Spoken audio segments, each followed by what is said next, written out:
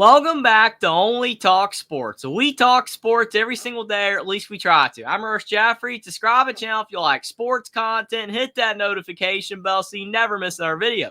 This should be my last transfer portal college basketball video of the offseason. The NBA draft is coming up right around the corner, but we are still talking about the transfer portal for at least one last time because the top player that was still available in the portal, he has finally committed to another basketball program after all this time. Coleman Hawkins, the former Illinois forward/center, has announced that he is transferring to the Kansas State Wildcats, and he is getting a massive NIL deal as well in the process. I'm going to go over whether I believe that Coleman Hawkins is worth the amount of NIL that he is getting, and if Kansas State, with his addition, might possibly be a good basketball team next season. Now, Coleman Hawkins, I was very worried for him when he announced that he was coming back to college and that he was not going off to the NBA like some people thought that he would. He has been flirting with the draft for the past couple years, but he's never been high enough up on the board for him to commit to going off to the NBA. So he decided to come back to college for one more year, but instead of going back to Illinois for his last season of college basketball, he decided that he was going to be on the move and he was going to transfer to another program. That's fine. Everybody's doing it these days. But the reason Coleman Hawkins left Illinois is not because Illinois is not a good fit for him or that Illinois is not a good team, because Illinois went to the Elite Eight this past season and Kansas State didn't even make the tournament this past year. But it's because Coleman Hawkins obviously wanted a massive NIL deal in his final season of college basketball, and that's fine. Take advantage of the system since the system is there. The NIL is available for all of these players, and you want to get the maximum amount that you are possibly going to get. And Coleman Hawkins, it looks like he is getting over $2 million to transfer to the Kansas State Wildcats, and we know he was not going to make that much at Illinois in his final season of college basketball. But the thing is with Coleman Hawkins is I thought that there was a good chance he was going to end up transferring to a poor basketball team since he decided to wait so long. And I think this is why it took him so long to decide, since he waited so long, because most teams have already filled out the majority of their rosters. When the transfer portal is just open and every team needs players, it's very easy to commit to a school. But the longer you're still available, like Coleman Hawkins was, and he was the last great player left in the portal, most teams didn't need a player of his position and ability, and that made his choices very narrow on which schools he could even transfer to. And not every school that was on his list was a good team. He visited LSU recently, and LSU probably isn't going to be the greatest team in basketball next season, so that would have been a massive downgrade for Coleman Hawkins. North Carolina was trying to get Coleman Hawkins, and that would have been a good move for North Carolina because they actually still kind of need another center. I think that their front court depth is all right,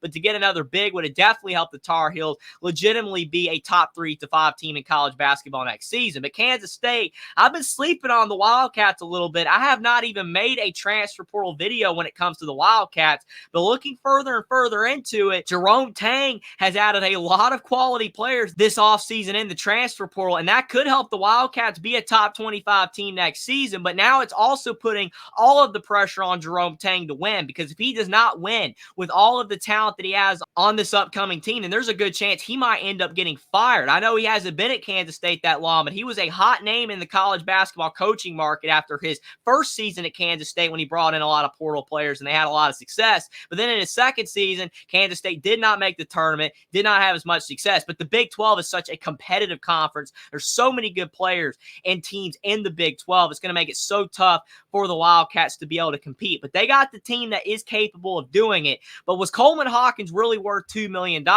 Because On3 is reporting that he is only the second player in college basketball this offseason, or at least in the last month anyway, to get a $2 million NIL deal. The other player was Great Osabor, who ended up transferring to Washington. And I said that I didn't think Great Osabor was worth $2 million when he got that NIL deal when he committed to Washington. And Washington is not as good of a team as Kansas State probably will be next season. Even though Washington is joining the Big Ten and they have added some solid players, got a new head coach, I still don't know if they're going to be an NCAA tournament team. So paying a guy that much money when he's really not a player that's worth all that, I just don't know if that was a smart move for Washington. Coleman Hawkins is a good player. Don't get me wrong. I think Coleman Hawkins is a guy that definitely has NBA potential. I think he could end up having a career in that league one day. But still, he is a guy that only averaged 12 points per game this past season, and I don't really think he's going to up his scoring by that much at Kansas State next season. At the max, I could see Coleman Hawkins being a 14 or 15 point per game scorer, but other than that, I don't see him scoring more points per game than that, not going to be a guy that's going to average 20 to 25 points per game and be one of the best scorers in college basketball. Yes, he's 6'10", and he's got defensive versatility, and he can knock down threes as well, even though he is a little bit inconsistent in that regard, which is why he is still in college basketball. But I like Coleman Hawkins' game. I think he is a really solid player. He has helped Illinois be a very good team the past few seasons in college basketball, but he isn't worth $2 million.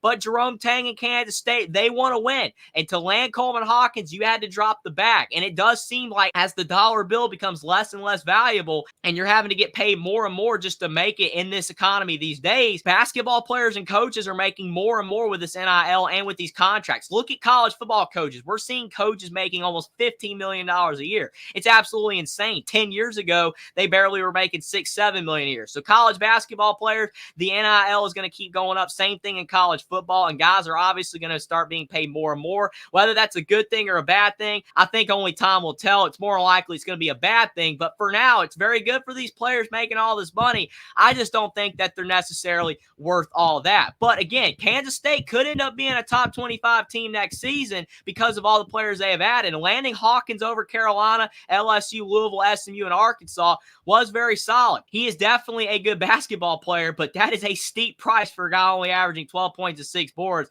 and shooting 37% from the three-point line. But looking at the rankings for Kansas State's 2024 recruiting class, they have the number 27 overall class, the number 87 high school recruiting class, but the number 12 ranked transfer portal class. And the reason why their transfer portal class is so high is because basically their entire team is new. The only player coming back from this past season's team at Kansas State is David Nagesson, who averaged 8 points per game. Other than that, everybody else is going to be new. The two high school players are David Costello, who is the number 49 ranked player in the high school recruiting class. He could be a solid player as a freshman. And then they got another guy who's a small forward, who's a 3-star recruit. But the transfer portal class is loaded for the Wildcats. Ugonna Oyensu, who I did not talk about when he committed to Kansas State, he's a guy with a ton of potential. Whereas Coleman Hawkins, you know who he is. You know what he's going to give you. Ugonna Oyensu still has a lot of growing to do. I think he could get much better next season for Kansas State than he was at Kentucky this past season. But only time will tell if he develops. But he is a good add for the Wildcats. Acker is a power forward who transferred in from Samford. That's going to make Kansas State's front court pretty loaded, having Ugonna Oyensu, Coleman Hawkins, and Acker. Three guys that are starting level players, all fighting for those minutes in the front court. That's going to give the Wildcats one of the better front courts in the Big 12 next season. And that's not even including Baye Fall, who is transferring from Arkansas, who's a 6'11" center. That front court is absolutely loaded for Kansas State. It's going to be interesting to see how Jerome Tang ends up splitting out the minutes. Then you have a shooting guard in Max Jones from Cal State Fullerton. You have Brendan Housen, a shooting guard from Villanova. CJ Jones, a combo guard from UIC. And Doug McDaniel, a point guard for Michigan. In my opinion, Doug McDaniel is actually the most important player for Kansas State next season if they're going to be a top 25 team, even over Coleman Hawkins. Because with Kansas State having a better looking front court than a back court, that's going to put pressure on Doug McDaniel to have a lot of success next season. He was on Michigan last year, a team that did not make the tournament, a team that was awful, but it wasn't all Doug McDaniel's fault. Yes, he did miss some games due to academic issues, but he shouldn't have those problems at Kansas State. And I think that as long as he's able to be out on the floor and he isn't missing any time due to academic problems or an injury or anything, I think if he plays well like he did showcase at times last season in Michigan, then he could end up being the leader that the Wildcats need to be a top 25 team next year and a competitive Big 12. He's a short guy, under 6 feet tall, but he's going to be the X factor because I don't think the other guards that Kansas State is bringing in through the portal are necessarily all that good. There are some weaknesses in that backcourt, but some of those guys like CJ Jones or Max Jones, maybe they end up being solid players. David Costello, he's very important as well as a freshman to see how he develops. But Doug McDaniel has to be the key piece on the team to help lead the team next season and be able to distribute the ball to all those talented bigs in the front court. But Kansas State, ironically, when Coleman Hawkins got this $2 million NIL deal, it's being reported that it was by a private donor and it was not even by Wildcat NIL, because Kansas State, they obviously had a lot of NIL this season to even land all the other players that they have added in the portal so far, because that is a ton of guys that they have added that were quality players that other teams wanted. But Kansas State with a private donor for Coleman Hawkins, it's going to be interesting to see what happens with that if more and more players do end up getting these private NIL deals through these donors. That's just going to make the transfer portal market even more crazy. But Coleman Hawkins, is he worth $2 million?